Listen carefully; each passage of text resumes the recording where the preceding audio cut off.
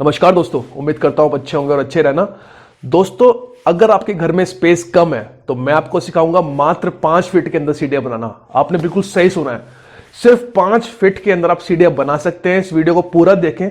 इस वीडियो के अंदर मैंने एक एक चीज डिस्कस की है। एंड तक इस वीडियो को आपको देख के जाना है। आप सीख जाएंगे कि कम से कम स्पेस में आप सीढ़ियां कैसे निकाल सकते हैं और 5x5 के अंदर सीढ़ियां आप कैसे निकालेंगे, इस वीडियो के अंदर मैंने पूरा डिटेल में दिया है दोस्तों।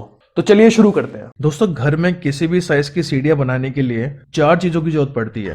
पहला है राइजर यानी स्टेप की हाइट, दूसरा है ट्रेड यानी स्टेप की लेंथ, तीसरा है स्टेप की विड्थ यानी चौड़ाई कितनी रहेगी हमारी पैडी की, और चौथा है फ्लाइट थिकनेस यानी जो स्टेयरकेस के नीचे स्लैब है उसकी थिकनेस कितनी होगी ताकि वो टूटे ना। इस वीडियो के अंदर मैं आपको यह भी बताऊंगा कि 5x5 की स्टेयरकेस के अंदर कितने mm का सरिया लगेगा ताकि वो टूटे ना और कोई दिक्कत ना आए फ्यूचर में, और सीमेंट का रेशियो कितना रहेगा ताकि उसके अंदर फ्यूचर में क्रैक ना आए। दोस्तों, पहले बात करेंगे हम राइजर की। तो राइजर यानी जो स्टेप की हाइट है, मैंने पिछली वीडियो में भी आपको बताया है कि स्टेप की हाइट आपको 6 इंच रखनी है, क्योंकि हमारे घर में बुजुर्ग लोग होते हैं, काफी बार वो सीढ़ियां चढ़ नहीं पाते, तो उनके लिए स्टेप हाइट आप 6 इंच रखें ताकि सीढ़ियां चढ़ने में उतरने में परेशानी ना हो। बट क्योंकि 5x5 की हम स्टेयरकेस बना रहे हैं, अभी स्पेस बहुत ही कम है हमारे पास, तो राइजर हम रखेंगे इसके अंदर 8 इंच। काफी बार लोग गलती कर लेते हैं कि 10 इंच तक रख लेते हैं, बट वो ना ही रखें क्योंकि इसमें बहुत ही दिक्कत आपको आने वाली है फ्यूचर में। तो 8 इंच का राइजर हम इसके अंदर रखेंगे। अब दोस्तों, लेंटर फॉर एग्जाम्पल हमारा 10 फीट पे लगा हुआ है। 1 फीट के अंदर होते हैं 12 इंच, 10 फीट के अंदर होंगे 120 इंच। तो अगर हम निकालें कि सीढ़ियां चढ़ने में ऊपर कितनी टोटल हाइट लगेगी, तो वो 120 इंच है। अब क्योंकि हमने राइजर को 8 इंच रखा है, तो हम 120 इंच को 8 इंच से डिवाइड करेंगे। उससे में निकल जाएगा कि हमारे राइजर कितने हैं। जो नंबर ऑफ राइजर्स है वो हमारे 15 हैं। अब दोस्तों, हम बात करेंगे ट्रेड की, कितने हमारे स्टेप्स निकल पाएंगे।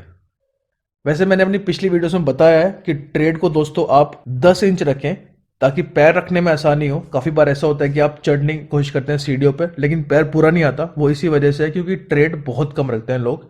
तो उसकी लेंथ को आप 10 इंच रखें। बट क्योंकि हमारे पास स्पेस बहुत ही कम है, फिर वही बात है कि 5x5 की हमारे पास स्टेयरकेस है, तो ट्रेड हम रखेंगे 8 इंच इसके अंदर। अब दोस्तों, नंबर ऑफ ट्रेड निकालने का बहुत ही आसान तरीका है।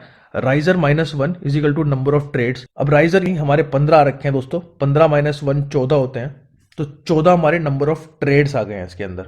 5x5 में 14 नंबर ऑफ ट्रेड्स लगेंगे। दोस्तों, वीडियो में पूरा बना रहे, मैं आखिर में आपको बताऊंगा कि सीढ़ियां कैसे बन के निकलेगी 5x5 की। अब दोस्तों, हम बात करते हैं स्टेप विड्थ की। दोस्तों, मैंने अपनी पिछली वीडियोस में बताया कि स्टेप विड्थ को बाय डिफॉल्ट आप 3.5 फीट रखें ताकि सामान आप ऊपर से नीचे लेके जाएं तो कोई दिक्कत ना हो। बट क्योंकि स्पेस बहुत ही कम है, यहाँ पर हम स्टेप विड्थ 2.5 फीट रखेंगे, 2 फीट 6 इंच।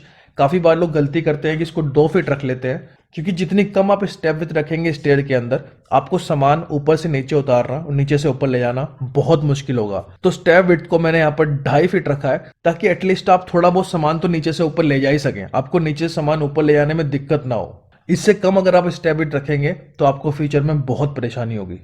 दोस्तों, बात करेंगे फ्लाइट थिकनेस की।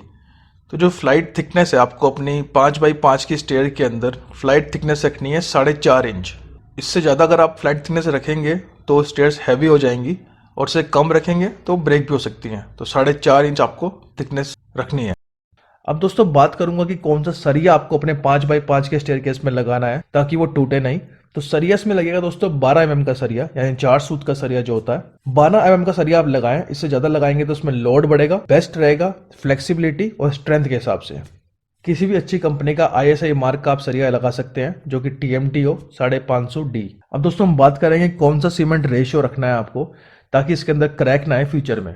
तो 5x5 के अंदर आपको जो रेशियो रखना है वो 1:3, यानी 1 बैग सीमेंट का, 2 बैग आपके सैंड के और 1 बैग आपका रोडी का एग्रीगेट का।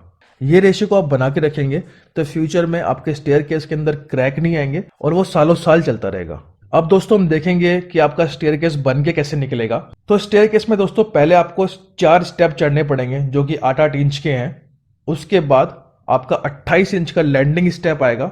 मैंने 28 इंच ले रखा है ताकि आपको टर्न लेने में, ऊपर चढ़ने में आसानी हो। आप कोई भी सामान लेके जाएं तो टर्न आराम से वहां पर आप कर पाए। जब लैंडिंग स्टेप से आप ऊपर चढ़ेंगे तो 6 स्टेप आपके और आएंगे, 6 ट्रेड्स। उसके बाद आपका स्लैब है। तो ये बहुत ही आसान तरीके से बनाए दोस्तों। तो दोस्तों ऐसे ही आपको सीढ़ियां बनानी है। सबसे बड़ी बात, जो मैंने 2.5 फीट का स्पेस बोला है ना विड्थ, वो आपको रखना ही रखना है, वरना ऊपर से नीचे आने में दिक्कत आएगी। कोई भी आपका क्वेश्चन हो दोस्तों कमेंट करो, मेरा नीचे व्हाट्सएप नंबर भी है, मुझसे पूछ सकते हैं आप। वीडियो को देखने के लिए बहुत बहुत धन्यवाद। आपका दिन शुभ हो।